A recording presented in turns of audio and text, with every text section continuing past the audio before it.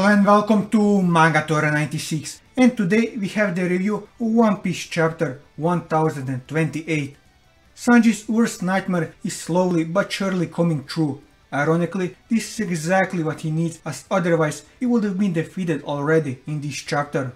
Now, this awakening of the Windsmoke blood is a double-edged sword for Oda, as on one hand it is a necessary power-up for Sanji, and it could lead to some great character development for him later, in coming to terms with his Windsmoke blood.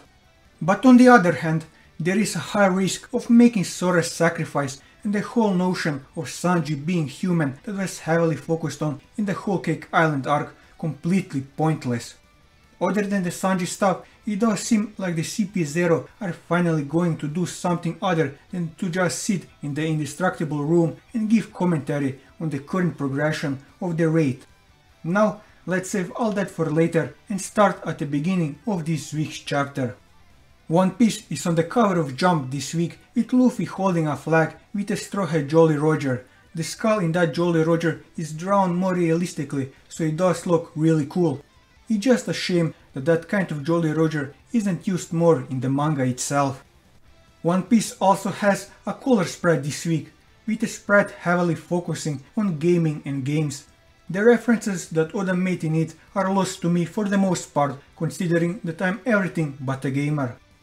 Moving into the contents of this week's chapter, we start at the indestructible room where the CP0 members are staying.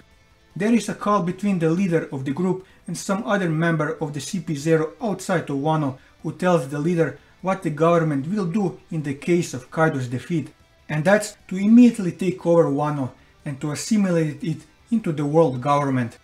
We see that there are already at least 4 battleships in the waters around Wano just waiting to get up the waterfall and take over the country, or maybe they will take the Mogura port route, as it was mentioned but never shown to us. Either way, the government is ready to take Wano at once if Kaido is defeated.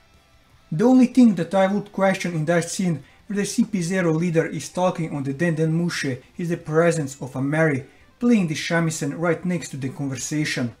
At this point, you think that the CP0 members would know about the abilities of the Marys and not talk about matters as taking over Wano in front of one, as the possibility that whole Onigashima hears this talk is high. I think that there are 2 possible reasons as to why they are talking so openly about their plans in front of a Mary. The first is that they aren't aware of the Mary's power, on which I would question their competence if they didn't manage to figure it out at this point, considering how much the Marys were used. The second reason is just sheer arrogance on their part, where they believe that even if whole Onigashima hears this, that there is nothing that anybody there could do to stop them at this point. Either way, be it simple ignorance or arrogance, the CP0 will have a rude awakening once they start making their move. Once again, we learn on the numbers of each side, with the Beast Pirates having still 12,000 soldiers on their side, with the Straw Hats and Co having 8,000 on their side. Having started this raid with 30,000 against 5,400, this is quite the accomplishment that the rebel army managed to do, and considering the flow of those numbers until now. The next time that we are updated on them, the forces will probably be equal in numbers. Then we see who is on the other side of the call, and that's Lucci, who is accompanied by Kaku and Stuse. They are on those battleships near Wano right now. Lucci gives another order to the guys at Onigashima, and that's to capture Robin. This is no surprise that the government wants Robin and why they want her. We also see that Robin is back on her feet, and if the CP0 come for her, she will be able to protect herself. Now, going into what I think will happen with the orders that the CP0 were given. Let's start with Robin, where it's pretty obvious that the CP0 agents at Onigashima will be the one to try and capture her. I think that the reason as to why the fights against the Tobiropo seemed so one-sided is for the purpose of having the Straw Hats still be in fighting condition, so that they could fend off the CP0's assault on Robin. This way, every Straw Hat could get a second time to shine fighting in this arc. By every Straw Hat, I mean everyone except the Monster Trio. I would even put Drake into this fight, considering that he is a part of Sword, and that he really didn't do anything in this arc so far. this will be a perfect place for him to do something. As for the troops led by Lucci outside of Wano, I think that they will be stopped by the joke of this arc, namely the Big Mom pirates. Those two should come across each other if they are going to go to Wano, and if they do, there will be conflict. It will be such an odd way of using the Big Mom pirates that were just the butts of jokes so far in this arc to be the actual saviors of Wano, albeit unintentionally. Then we get a brief update on Momo's and Yamato's side, where we see that the two have separated, with Yamato going to Onigashima to take care of the weapons in an effort, if their plan failed, to at least minimize the damage. I would assume that Yamato has some kind of ice ability with which she could freeze everything like Aokiji can. Meanwhile, Momo is trying to create flame clouds, but fails miserably to make even one cloud, so Momo is sweating a bit. After Yamato reaches the top of Onigashima, she transforms into her full animal form to be faster, I would assume. We also see that the Heart Pirates have noticed Yamato running towards them. Are those the Heart Pirates that were in the submarine? I think there are, as one of them does look like John Bart. If so, how the hell did they go up to Onigashima? I don't think that they took the Momo taxi like Luffy did, so how were they able to get to Onigashima in the first place? Sadly, this mystery isn't answered in this chapter, as we switch to the Sanji vs Queen fight. There we see how Queen is trying to make Sanji to put on his raid suit, so he could see the technology the judge put into it firsthand. But Sanji ignores this as he's still preoccupied with a weird feeling in his body. We have some nice fight panels between those two, where we see how Queen's mecha arm sends Sanji flying, with Sanji dodging Queen's laser beam and countering by frying Queen's stomach with his Diablo Jumbe technique.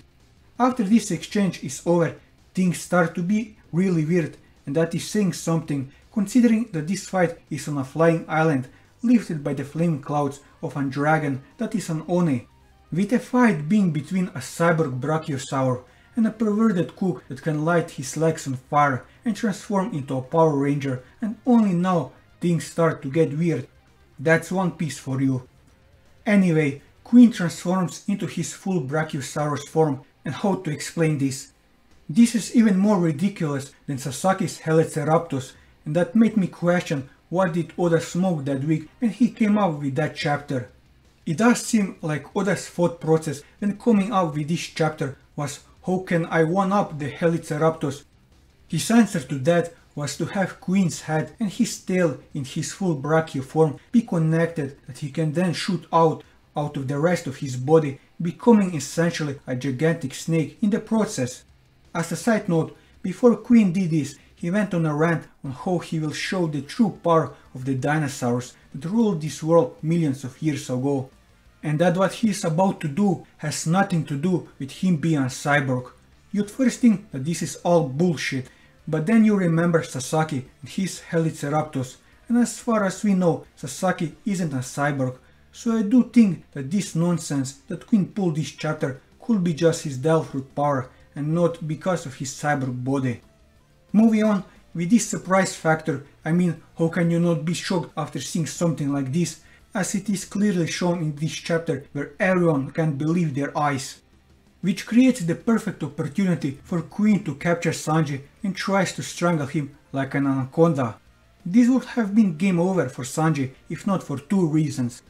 The first is that Queen is an idiot who, after having Sanji in his grip and crushing his bones and organs, starts to gush on how clever he is in incorporating his brachio body with missiles, because why not? Those missiles are activated by Queen's voice when he calls their name, and as he was gushing on them a second ago, they activated and target Queen. After getting hit by your own creation because you are an idiot would make most people shut up, but not Queen, who makes the same exact mistake again a few seconds after being shot the first time. He shot the second time, and finally he releases Sanji from his anaconda grip. Even if we disregard the sheer foolishness of Queen, this would have been it for Sanji, if not for the second reason, and that's the awakening of his Germa blood. As we see a completely broken Sanji who is walking like a zombie, but after just a few seconds his body is completely fine. Because of this, Sanji is reminded of the time he tried to punch Ichiji when they were kids. If this wasn't enough proof that Sanji's German blood is awakening, Queen, who has gone back into his hybrid form, slashes Sanji with a sword, but the sword just breaks without injuring Sanji in the least. On this occasion, Sanji didn't even use armament haki to block, so his body starts to become so hard that it shatters swords easily. With Sanji don't wanting to become a true Germa, and with Queen dumbfounded, we end this chapter. Now for this Germa awakening in Sanji, as I said in the beginning of this video, this chapter made it crystally clear that Sanji would have lost this fight without it, and that he didn't even have enough firepower to defeat Queen in the first place. So this power up is exactly what Sanji needs for this fight and looking into the future. Also, the character development that would come from this for Sanji coming to terms with his lineage should be great. However, a lot of time and focus in Whole Cake was spent to hammer in the idea that Sanji is a human and that he is different from his siblings. So for him, one arc later, to become the same enhanced human like them would make all the time and focus spent on Whole Cake on this completely pointless. The same goes for Sora's sacrifice, as in the end would mean that she didn't manage to save even one child. So this is a tightrope act for Oda, as this power up for Sanji could easily go in a good or bad direction. But considering that a lot of the true nature of what's happening to Sanji is unknown, I will give Oda the benefit of the doubt that in the end this will turn out great. All in all, this was a good chapter of One Piece, with CP0 finally making their move, Sanji awakening, and Queen being a hilarious dumbass, but a dumbass nonetheless. Also, there is a break next week. And that will be all for this video. If you like this video, leave a like, leave your thoughts in the comments below, or subscribe to the channel for more One Piece content as well as other manga content, and until next time, take care.